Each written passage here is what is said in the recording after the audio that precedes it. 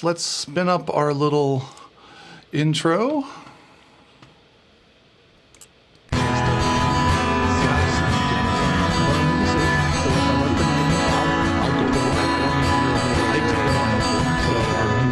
Yeah, well, you know, that's like just your opinion, man. All right, so hello and welcome to the Audio Opinion Show, where audio people gather to have opinions about things, because it is the one thing that we can all agree on, is that we all have opinions about stuff. For some reason, I thought people would want to watch this. We'll see. If you're watching on YouTube, you've missed the window to get on the show. The window to get on the show is 5 minutes till, but feel free to send me a note in the comments or on my email address that's in my YouTube channel, and I'd be happy to let you get in on the next one. So that's about it. So the folks I've got up here are almost all sound reinforcement people, so sorry, it's a sound reinforcement day. This is what it's going to be. So, you know, there you go. It is what it is. So I think we'll just kind of get it going. So first, we have our first poll. And the poll is, and if you've been here before, you'll know that there's going to be a theme. So according to Miracle Max, and if you don't know who Miracle Max is, then just get off my screen. According to Miracle Max, what is the only thing you can do for someone who is, quote, all dead? 1, you can bury them. 2, you can pray for their eternal salvation, which I spelled wrong. 3, I thought this was an audio show. Or 4, go through their pockets and look for loose change. So, vote early and vote often. 3 of you think this is an audio show. I don't know why you thought that. All right. So we'll hit end poll and we'll share that with everybody. So yes, it is true. If they're all dead, you go through their pockets and look for loose change. That is a correct answer. So congratulations to, sadly, only 56% of us. But anyway, yeah, if you thought this was an audio show, I'm sorry. It's kind of an audio show. There's audio in it. Sound is coming out of things, so there audio is mentioned occasionally. Is mentioned. Brian, I have a confession to make. The Princess Bride was the first DVD I purchased with my own money. That's not a confession. That's a proud moment. My very, very quick aside. So sorry, but The Princess Bride for anyone that's new is a running joke, and it was just going to stay that way because I love the movie. But I saw it in the theater when it first came out because I am indeed old. But my wife and I went to go see it, and we went into the theater. We thought it was like a pretty popular movie, and we went in to go see it, and there was like nobody in the theater, like nobody. It was like empty. And we like, that's weird. And we sit, you know, waiting for people to come. It's like us and like 6 other people. And, you know, then the movie starts and it's kind of spooky and weird. And the credits come up and it's kind of spooky. And there's still like, there's only 8 people there and it's very weird. And then finally the movie title comes up and it is The Bride, which was apparently a really terrible horror movie that nobody went to, which is why the theater was empty. And we trotted ourselves down to the other theater and squeezed into the packed out house and watched everything but the first 5 minutes of The Princess Bride. But ever since then, it's been my favorite movie. So, all right, so let's see what our topic for today is going to be. We'll launch this. So today's topic, reading this for YouTube since you can't see this, OnBoard FX versus waves, or frankly any external effects. Point source versus line arrays. External word clocks, yes or no? A ClearComm question. Do we like RTS, ClearComm, Riedel, or something else? Do we prefer wireless or wired boom mics? That's mostly a filming person thing, so we're not going to know. Or Pro Tools or not Pro Tools, which is actually a hot button topic for me, but it's a DAW question. So I'll vote, and looks like we have most votes in. And it looks like today we're going to be talking about whether we prefer onboard effects or waves or something like waves, some sort of external thing to our digital console, or if we have a Heritage 3000 like Keith mixed on the other day, whether we if you want, do you want to use the onboard effects for the Heritage, or are you going to go with some sort of external? I couldn't figure out where to plug in the thumb drive, so yeah. So there you go. So since I have two people that are brand new, I'm going to literally make one of them answer first because that's just the way it goes. And since I like things to be alphabetical, Steve, you go first. What's your preference? I mean, are you a waves guy? Do you like external stuff? Do you just use the stuff that's in the console? What's your flavor? It really has to depend for me. So I mix on a D-Live these days, which has really great built-in effects. But former to getting the D-Live, I was on Midas M32, which has good effects, but it doesn't have multi-band compression, to the level that you can get with waves. So when I went on tour last fall, I bought a waves rig and I tried using it with the M32, and I found out most of the time I really wasn't using it as often as I thought I was going to. And I was chasing more problems. Like without fail, it would always crash about 3 minutes before the show started. Without fail, it would fail. Yes, which exactly. is not what you want. So I pretty quickly learned to program a scene that didn't have any of the waves activity routed through the board. And more often than not, I was bypassing waves. So at the end of the tour, I sold my waves rig actually to Tim McCullough, a friend of ours through ProSound Web. And then when I got the D-Live, I started watching all these videos online of guys, like running everything through waves and doing, parallel compression and then compressing the group and then compressing the mix. And so I bought another waves rig.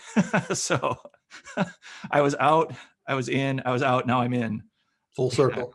Yeah. So I really think it depends. I think for me, it'll remain to be seen, how much I use it in a live venue, like a stadium, or not in a stadium, I wish, like a theater or a club.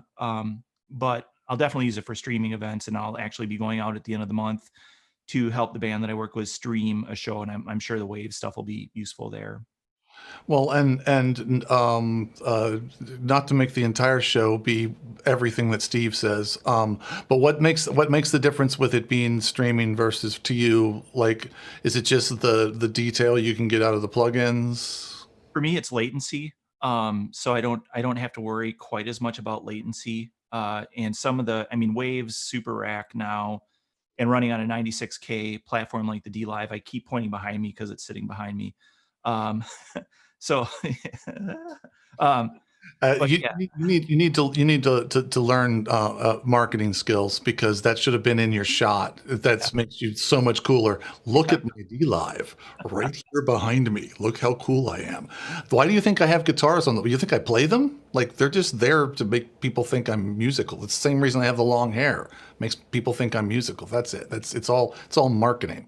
Ryan, you have a picture of guitars behind you, right? It's green screen. It's all green screen, and it's a very good, clean green. There's actually I won't go down that road. It looks good, yeah. But actually, you make a good point, which is when you're not having to stress quite as much about latency, because you're dealing with you're going to end up delaying your audio a bunch to match up with the video to leave wherever it's leaving anyway. So you kind of have latency to burn. So that does open up a lot of possibilities. Next victim, anybody? I thought the other new guy had to go alphabetically. Yeah, I thought I'd probably have to go as well. Well, then why did it take 5 seconds before you talked? Like, well, I was clicking. That was late. Yeah, I'll go with latency. That's the argument. Yes.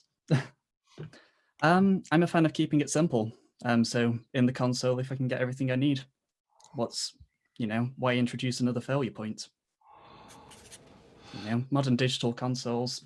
I've got a QSC TouchMix 30 over there, and it's fine. It does everything I need. Why make it more complicated than it needs to be? Yeah, which I tend to agree with. The one thing that Steve said, that every single person I've ever talked to who were Waves people, every festival I've done, it's like, oh, and this is my snapshot in case the Waves rig crashes. This is my snapshot in case the Wave rig crashes. Yeah, it's like I don't use gear that I need to like automatically walking in the door. But anyway, I won't beat up too much. But we can also expand this beyond just Waves to just, onboard stuff versus adding analog stuff or whatever. Keith? Yeah, so I tend to agree with Chris that, keep it simple, the onboard stuff. Now, obviously, at home with my record rig, it's all plugins. It's whatever I want to do. But I mean, if something fails in the middle of a mix, I can just restart it, of course you can't do that live. So yeah, we have S6Ls, we have all kinds of, stuff that we, can use Waves with. And quite honestly, I'm very pleased with the onboard on the S6L, as well as, the Midas stuff that we have, the Pro Series and all that. So, I tend to not even bother with that stuff. And then, when I tour, it's whatever I happen to be on, and, you don't always have the time to deal with it. And then, of course, so yeah, I don't really bother personally with a lot of the Wave stuff. I used to drag around some analog gear, but even that's gone, to the wayside. I stopped dragging a rack of gear around that, my favorite stuff, like, my lexicon, reverbs and stuff. So, the stuff typically these days in the console, even down to the M32 or the X32, it's not my favorite stuff either, but it's good enough for most events. That's my opinion. It's just my opinion, man. That's just your Yeah, opinion. just your opinion. Well, I was going to say the level of the console is probably indicative of the needs for, outboard processing. Honestly, are you really going to be in need of a Waves rig if you're using an M32? Sorry, I don't want to discriminate against the brand, but there is some point where those kind of things just don't add up and make sense. It seems to me anyway. I don't deal with a lot of live music mixing, so that's just my opinion, man. This is my opinion, man. But no, I mean, it does sort of, but then it's weird because you kind of bring up an interesting point. Like, I see very complicated Waves rigs with people touring SD7s, and it's kind of like, so the $250,000 console doesn't have enough stuff in it. Like, you've got to have more stuff. Like, it just seems I don't know. Like, I'm not doing that, and I don't like to criticize people who are doing jobs I'm not doing. And maybe at a certain point it's just the tour doesn't care. I can carry a Waves rig. I can add a couple of cool plugins. It's neat. It's a negligible cost. So why not? But it does seem weird. It's like the lowest end console. Oh yeah, no, it doesn't make sense to add external effects. But the super high end oh yeah, no, yeah, I want all the external. I saw a picture just the other day of a front of house rig, and it was an SD7 or something, like that level of desk, and then just piles of analog stuff beside it, and Yeah. and I just begin to wonder, like, how much are you losing in D to A and A to D back and forth just to get into your analog stuff? I don't know. It feels weird to me. I could That may go back to one of our previous topics regarding equipment, and we were talking about using what you're comfortable with and knowing what kind of results you can expect out of that piece of gear too. So I mean, yeah, you would think, and very good point. Once you go to the other end of the price spectrum on a console, why isn't all this stuff already in here, considering what I paid for it? Or do the plugins that you can get for the console, function at the same level, et cetera? But yeah, that's a very valid point. Well, oh, Along the same lines, I sort of understand that if I'm mixing a very complicated show, and I'm touring and I need specific types of effects, compressors, whatever, outboard gear or plugins, as it were, I could certainly then understand, a more complex setup. And, you've got all day to make sure it's going to work. Of course, 3 minutes before the show, when it crashes, well, that's when you hold doors for 5 minutes. Everybody's going, oh no, we can't hold doors. Get out the chicken blood and start sprinkling it around. And You hope it's only 5 minutes. But yeah, you hope it's only 5 minutes. But I can certainly foresee, in the future, in my future one day, I hope, or maybe not, I don't hope. I don't know if I hope or not, but I can certainly foresee an application for, touring with all the above, all of those, the waves. Steve seems to love his waves system, even though he seemed to have trouble with it the first go around. Steve is new. We don't really trust what he has to say. I'm determining if I love it, but and I know Andrew wants to speak, but I just wanted to chime in real quick. Like a guy like Pooch Van Druten mixes on, an SD7. He runs every single thing through waves, sometimes twice. And I'm just like, that's insane. And so then in my tiny little brain, I'm like, maybe I'm doing this wrong by not using waves. So I want to play around with it and see if I can get, something more out. I think we're always all looking for like something better. I'm sorry, Andy, you've now been interrupted 5 times, so you definitely get to speak after this. But then you flip and you go, Jim Jakubuski, if I'm saying his last name right, who's also another very well-known front of house guy with lots and lots of big names or whatever, he's kind of like, I just use what's in the desk. And I use as little of that as possible. And so again, it's.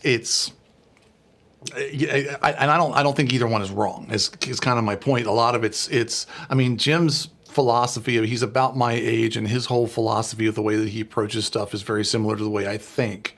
And sometimes I think that's part of it. It's just kind of the way that you think and approach things. You get too many bits and pieces in the chain, and I start getting lost. Like what is this plugin doing to the next one in line, and then that one's interacting with the previous one, and then it's going to and now I'm turning a knob, and I'm hearing something, but I don't know what's changing because I've gotten lost somewhere in the chain. And Andy, please jump in here and save us all. Well, I like the workflow of if you're doing music, and I don't do a lot of music, so I wanted to preface that. But in my perfect world, it would be I'd have a nice analog signal chain for the money channel, my lead vocalist or whatever, and that flows into the digital desk. And then you don't have to go back and forth with using it as an insert and all that. So that's one. 2 is, since I do a lot of corporate work, and by the way, I did look very seriously at investing in waves a few years ago for a rig that I have, which is basically built around Yamaha QL series console. Mm-hmm.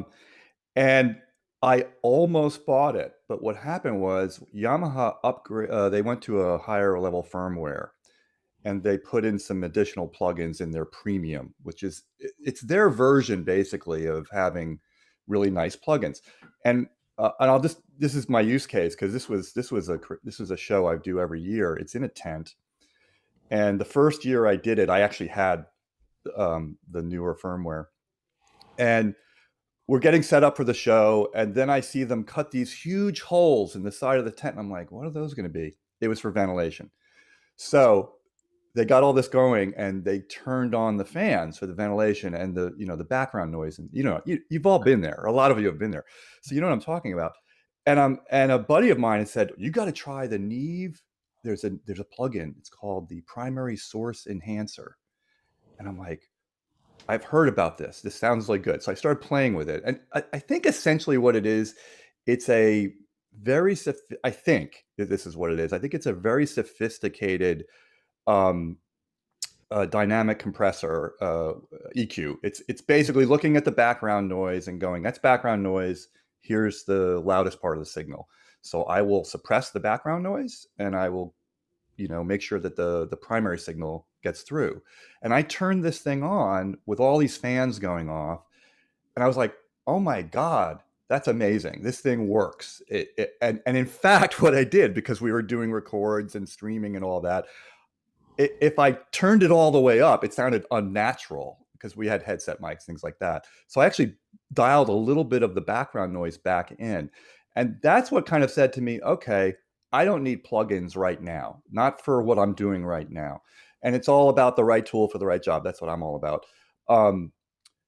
But if I were doing more music like some of you guys, I might dive into waves, or at least have a few nice pieces of outboard gear that float into the digital console.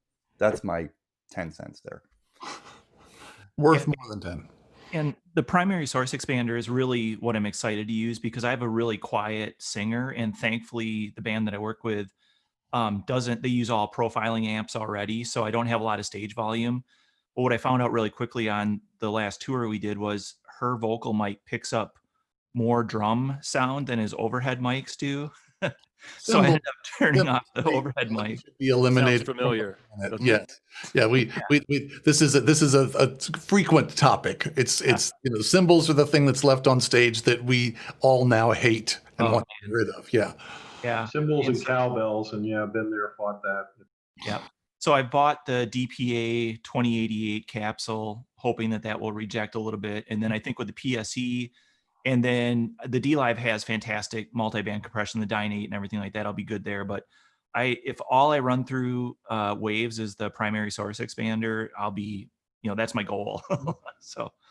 Yeah, well, and there's definitely a huge place for it, and yeah, Andy, you're right. The when Yamaha updated their firmware, and they added the dynamic EQ, which for corporate stuff turned into literally I cannot do a show without this anymore thing, because once I figured out how to set it to all but eliminate P-pops on lectern mics and all but eliminate proximity effect on Q&A mics, when people, one person does this, the next person does this, and I can actually make them sound, this is louder than this, but they're the same sound. Like it's getting rid of all the proximity effect, and then the primary source enhancer, and all those kinds of things.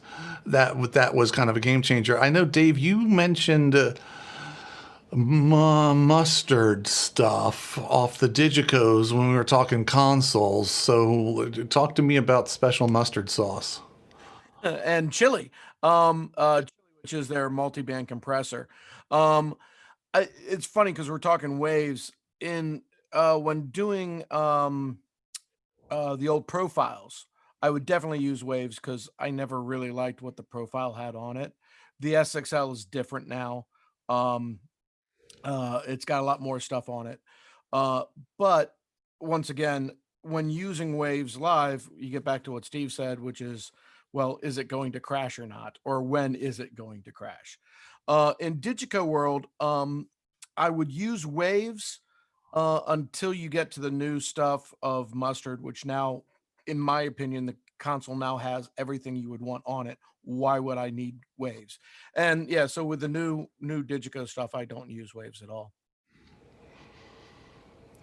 How much of waves is normally used in studio, if any? I mean, I'm wondering about artists wanting to recreate their studio sound in a live environment, and how much that may drive the use of waves versus what's on board with the console. Yeah, we're all kind of going probably. Yeah.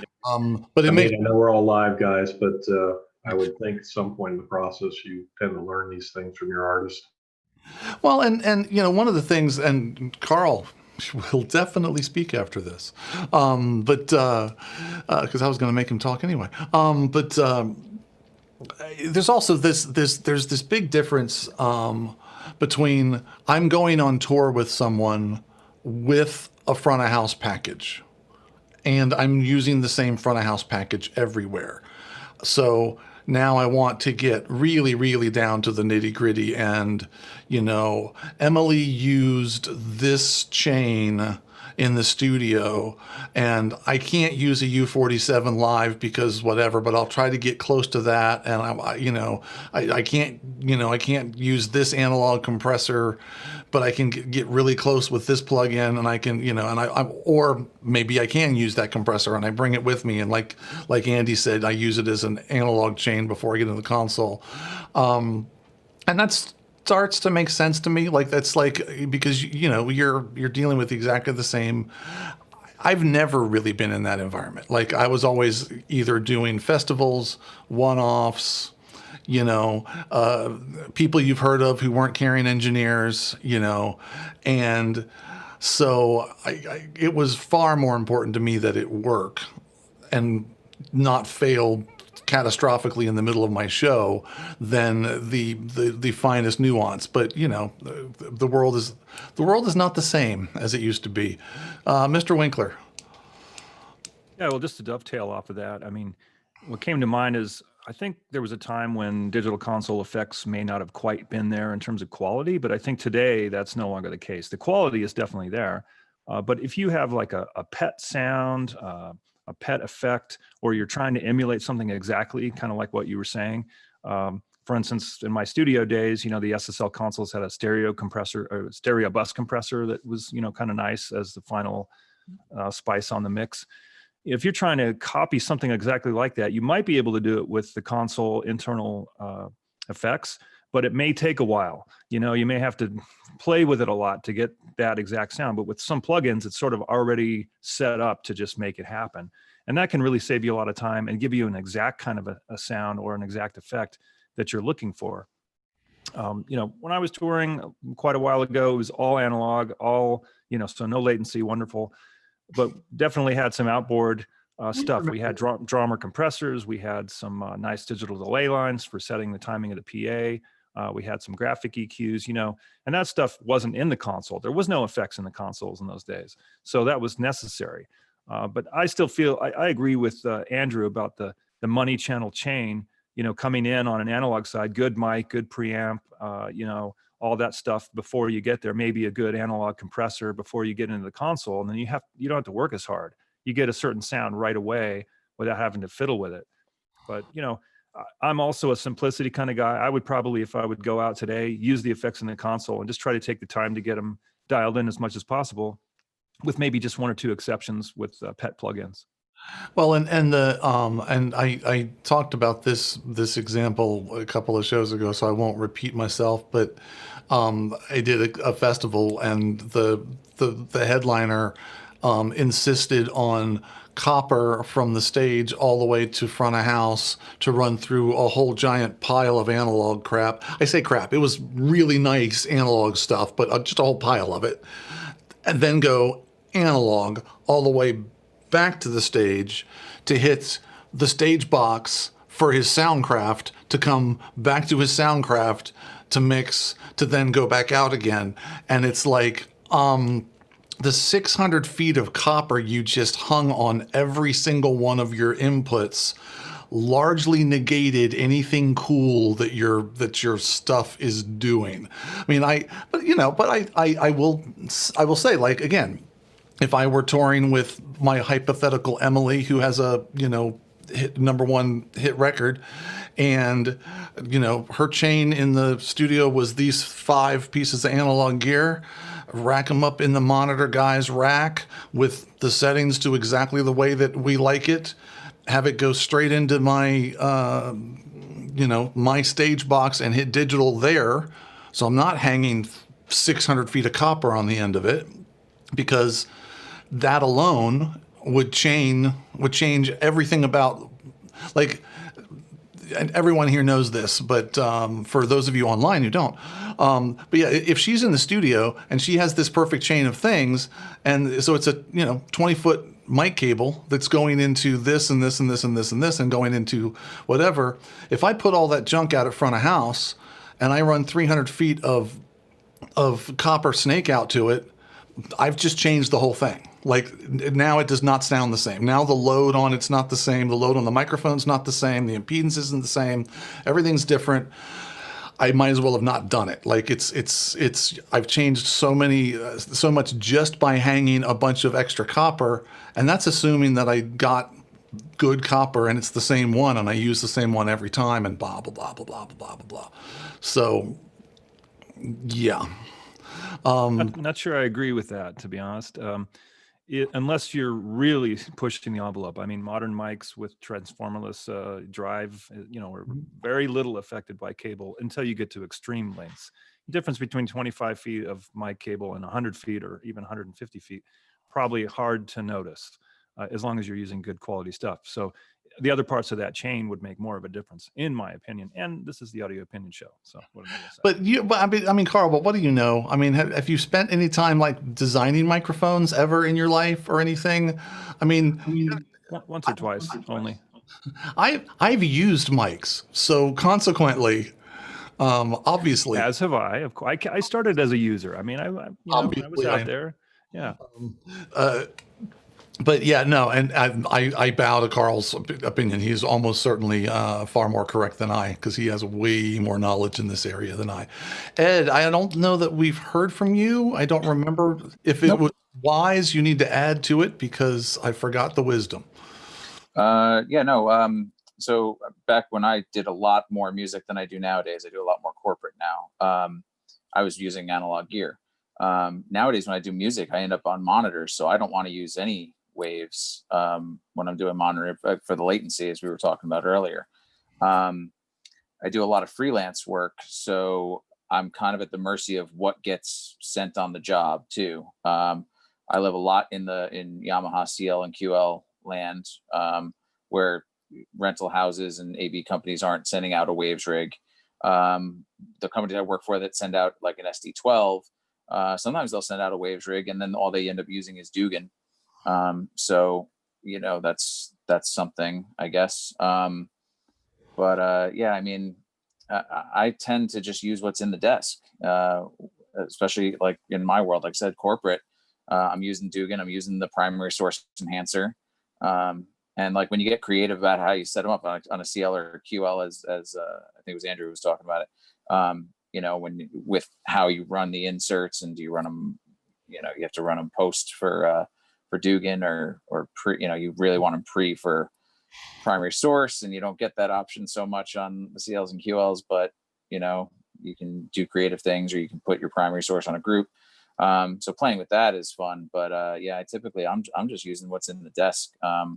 And then, back in the day when I was doing a lot of music, we had our racks of outboard gear that was a necessity, but you didn't have a million or an infinite number of each instance of every plugin, like we do today. It was whatever's in your rack, what you got to use. If you need one more, well, either someone's running and getting you one, or you're just going to figure it out and do something else. So that's kind of, I'm more of just use what you got. And then to me, the guys who are running waves with like an M32, it just seems like trying to polish a turd. It just, not, and I mix plenty of shows on M32s because that's what's sent to me. And you can absolutely do a show with an M32. I've done monitors on an M32. Not that I loved it, but you can do it. But when the waves rig costs more than the console, I think you've got to really think about things. And does this make sense to me? And is it really helping anything? Yeah, no, it's like taking a look at your priorities. And I'm pretty sure Dave will remember this, but 100 years ago, I went to a church in Virginia, and they had a PM 1532 was their front of house console. This was a long time ago, but it was old even then. So this was probably mid 80s or something like that. Perfectly acceptable desk, but I mean, even this might have even been late 80s, early 90s. So at this point, like the PM4000 and the XL4, these were all current consoles. They were still rocking the 1532. Somebody told them that what they needed Neumann microphones on their choir in order for the sound to sound right. Oh, and I should mention that the PA was, anybody here old enough to remember JBL Cabaret series cabinets? show of hands, which were, as we all remembered, just barely above MI stuff. Like, I mean, so their PA was JBL Cabaret stuff stuffed up in a soffit somewhere, and a 1532, and someone convinced them that they needed to spend several $1,000s a piece for like 7 choir microphones in order to make the choir sound. And needless to say, that didn't really do the trick. Like, you know, when they finally, fast forward a decade and a half later, put in a Studer and a D&B rig, then those microphones sounded really good. But up to that point, it was just, yeah, no. And the amount of, and the choir director is still a friend of mine, so I hate to throw him under the bus, but the amount of, he was completely convinced that was game changing at the time. And I was like, this sounds pretty much the same as the 58s or whatever you were using. Or they had like some little Audio Technicas or whatever they were using. But I'm like, this is, because you're only as good as all the bits in the chain. Like, you can't just, oh, I'm going to have a, you know, $1,500 console and I'm going to throw $8,000 worth of plugins at it, and then suddenly magic is going to happen. But I'll play devil's advocate. Wouldn't that be the perfect scenario to have a Waves rig so that you can get more out of your less than desirable console? Well, it's limited by the console itself, though, isn't it? I mean, the A to Ds, D to As, DSP, you know, the processing speed and so on may be the limiting factor. I mean, the Waves may add something, but if the console's the choke point for the resolution, then there's no saving that. Well, I think like the Not to mention the M32, speakers. yeah, speakers are huge, but like the M32, Absolutely. If you guys know Sam Abernathy, he mixes like Fozzy, and he mixed Fozzy direct support for Iron Maiden on a Claire Cohesion system. Sounded amazing through an M32. And I was like, he's a whisperer though. He's got like some M32 gift that I'll never pretend to understand, because he can make an M32 sound amazing. But, you know, in that instance, if the board sounds good enough to do a show direct support for Iron Maiden in the UK, you know, huge outdoor festival PA, and you've got Waves available, could you get a little more out of it? I don't know. Well, and I mean, the answer is yeah, and that's why, you know, that's why this is everybody's, you know, opinion. Like, and why the answer to every question is it depends, because it's, you know, it does. It's like, you know, if you are that good with that console and are that familiar with it, and basically because of course the sound that he was getting wasn't the console. The sound he was getting was the musicians and singers on stage through those specific microphones, arrayed in that specific way, through that specific console, through that specific, and with that combination, he had, you know, he had dialed it down, and he, you know, I have no problem believing that he had a fantastic sound. And yeah, maybe in that case, oh yeah, I want a couple of C6 plugins, or I want a little bit of this, or I'm missing one or two little, and I want to, you know, have a little sauce. Yeah, Keith. But could he have done that with an SL or an LS9? So, I mean, you know, maybe. I mean, I can remember, you know, back when the LS9 was a new console, and the M7, and you know, we were all looking at those like, oh, this is great. You know, these things sound great. We all know that the mic pre's leave a little to be desired in those consoles, but back in the day when those things were, you know, 5D was the king way back when, and you know, I mean, we all do the best we can with the tool that's given us. And you know, Steve, you went out and bought yourself a Waves, Waves rig, and you have your personal console that you take with you on your tours. I can't do that. My band won't let me do that. Okay, and I'm personally not going to take my personal console and throw it on a plane. I'm just not going to do that. You know, if the band wants to buy me a console and fly it everywhere we go, great, I'm good with that. But I'm not doing that. I'm using what's there. I roll into an X32, an M32, whatever's there, and I do the best I can with what's there. Which also leads to the next thing.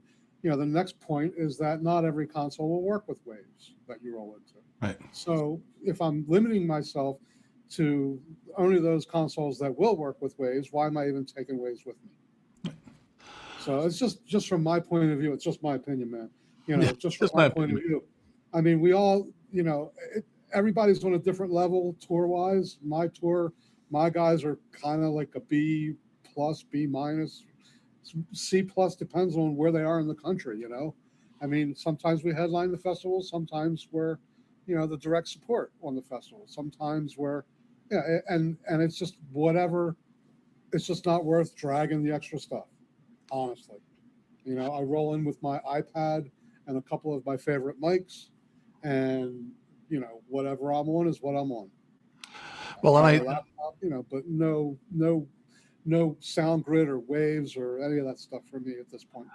Well, it's I've seen a lot of, not a lot because I haven't done a huge amount of this work, but I've done enough to have seen it, of walk-ups with a Waves sound grid rig, whatever, with whatever console we were, and it's, as this, front of house system guy, I'm just like, my day just got way worse because now I have to figure out how to integrate this thing, and especially when you don't know it's coming.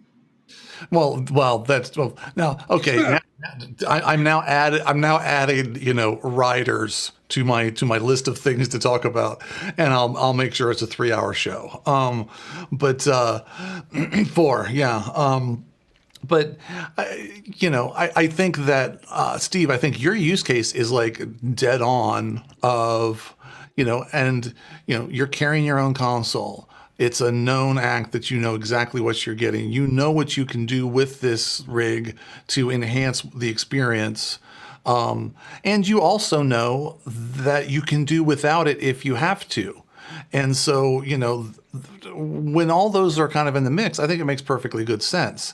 I did a festival with an SXL and a big Waves, and everybody and their brother wanted to install their Waves plugin with their license on their thing, and they're bringing their thumbs, and they want to stick this virus in this thing and this other virus in my other thing and the other, and it's just like I got to get through the day, man. Like this everything still has to be making noise at the end of the day. So yeah, I'm not super excited about your Italian Waves plugin that is in alpha and that you got underground through your Romanian drug connection. I'm not super happy about this. It's like I would really much rather just use what's in the desk. If we could maybe do that, that'd be great. So it's yeah. Go ahead, Andy. Oh, I just wanted to dovetail and touch on some of the things that were said earlier, but and I have a story about this, but one of the things I wanted to touch on is what some of you have said, which is what's important, right? So obviously the source, the band, the musicians, the singer, whatever, that's one.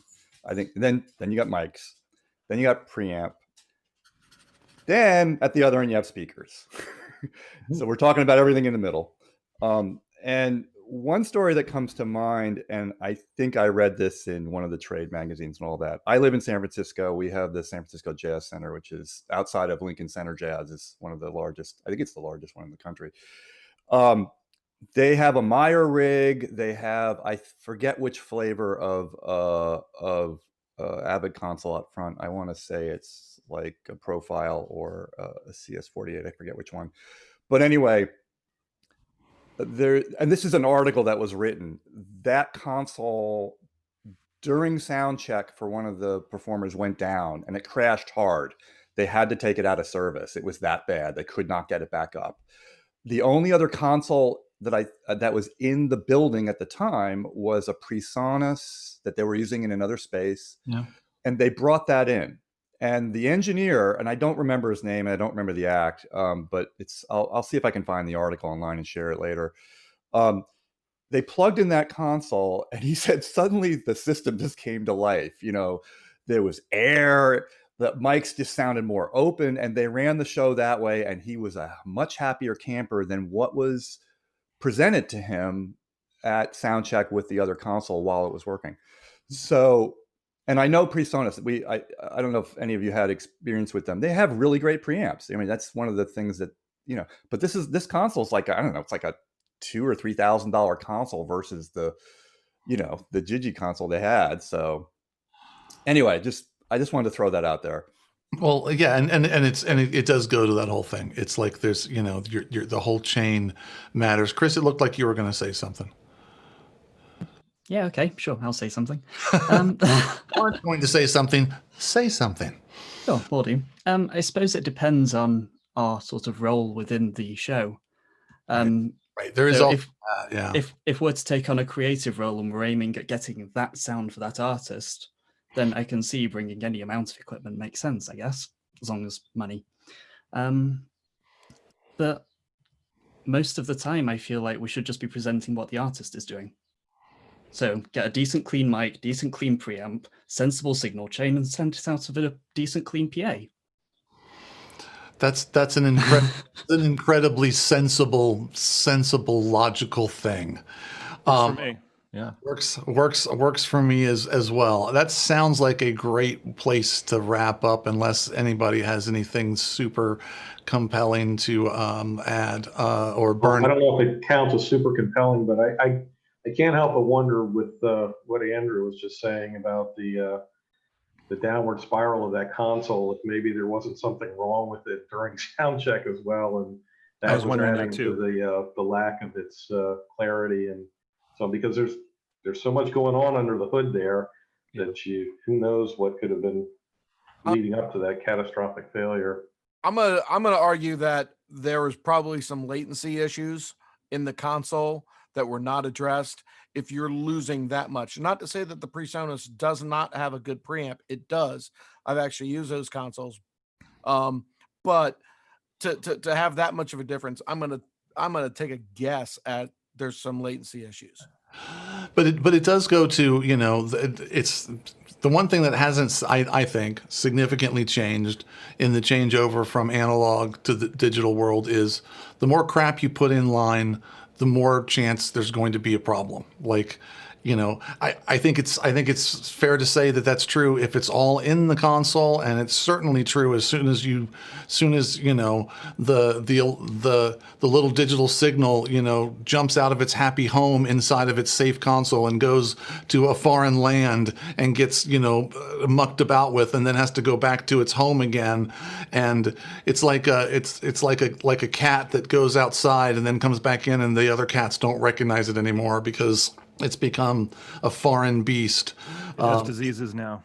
Yeah. In a Turkish prison while it's out there. And nothing good comes from that. So anyway, I think we've definitely established for sure that maybe sometimes you should definitely possibly use waves unless you don't want to, but then you could if you wanted to. Just be prepared to not use them in case you can't.